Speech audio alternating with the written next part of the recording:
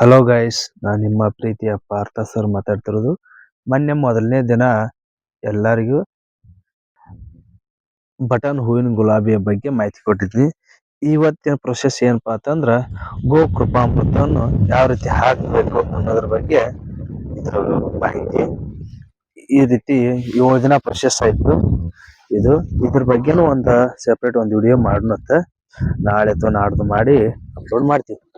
ಇವತ್ತು ಏನಂತಂದ್ರ ತಯಾರು ಮಾಡಿದಂತ ವಿಡಿಯೋ ಗೋ ಕೃಪಾಮೃತವನ್ನು ಯಾವ ರೀತಿ ಹಾಕ್ಬೇಕು ನೋಡ್ರಿ. ಮೊದ್ಲಿಗೆ ಏನ್ ಮಾಡ್ಬೇಕಪ್ಪ ಅಂತಂದ್ರ ಒಂದ್ 2 ಸಾರಿ ಈ ರೀತಿ ಹಾಕ್ಬೇಕ್ರಿ. ಆಮೇಲೆ ಏನ್ ಮಾಡ್ಬೇಕಂದ್ರ ಅದ ಮಿಕ್ಸ್ ಆಕೈತಿ. ಮಿಕ್ಸ್ ಆದ ನಂತರ ಇದನ್ನ ಏನ್ ಮಾಡ್ಬೇಕಂದ್ರೆ ಬೇರೆ ಬಕೆಟ್ನ ಹಾಕೊಂಡ ಏನ್ ಮಾಡ್ಬೇಕಂದ್ರ ನಿಮಗೆ ಗಿಡಕ್ಕೆ ಹಾಕೋತ ಹೋಗುದು.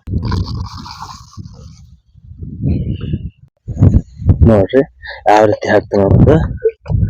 ಈ ರೀತಿ ತಗೊಂಡ 1 2 3 4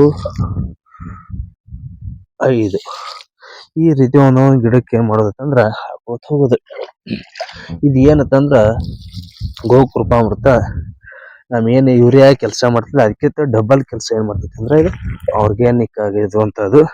ಇದು ಒಳ್ಳೆ ಕೆಲಸ ಮಾಡ್ತೈತ್ರಿ. ಇಲ್ಲಿ ನೋಡ್ರಿ, ಮೊದಲು 1 ವಾರಕ್ಕಿಂತ ಮುಂಚಿತವಾಗಿ ಐತ್ರಿ ಅದು. ಈಗ ಯಾವ ರೀತಿ ಕುಡಿ ಬಂದೈತಿ ನೋಡ್ರಿ. ಇದಾಯ್ತು, ಇದ್ ನೋಡ್ರಿ. ಈ ರೀತಿಯಾಗಿ ಆಕೈತಿ. ಆದ್ರೆ ಮುಂದೆ ಏನು ವಿಷಯಪ್ಪ ಅಂತಂದ್ರ ಇದು ಹಾಕೋಕ್ಕಿಂತ ಮುಂಚಿತವಾಗ್ಲಿ ಹಿಂದಿಗಡೆ ಒಂದ್ ಅರ್ಧ ತಾಸು ನೀರ್ ಬಿಡ್ಬೇಕ್ರಿ ಅದಕ್ಕೆ.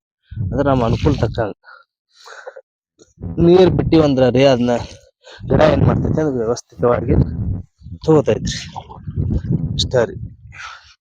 ಮುಂದಿನ ವಿಡಿಯೋದ ಭೇಟಿಯಾಗೋಣ.